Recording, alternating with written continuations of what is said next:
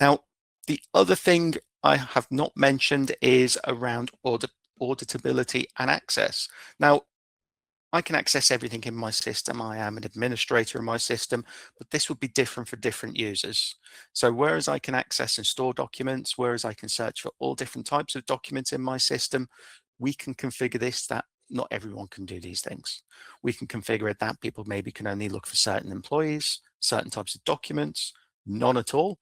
So they may actually be using DocuWare for a different use. So they might be using it within a finance department. So they can only access finance documents, whereas they wouldn't be able to even see or understand or know that HR documents exist in the system. So we can really separate and make sure that only the right people can access this information. The other thing we do have within our system as well is audit trails.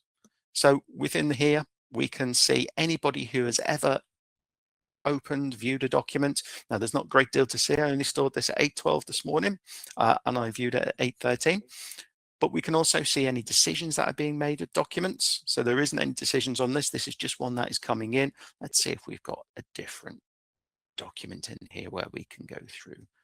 In fact, we can see this map one we've just gone through here. In here, we can see a bit more information. So we can see, obviously, the document has come into the system.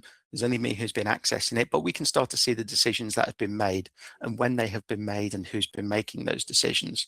So again, any questions, anybody not sure about what's happening with the system, what's happening with any document at any given moment, we can see within here.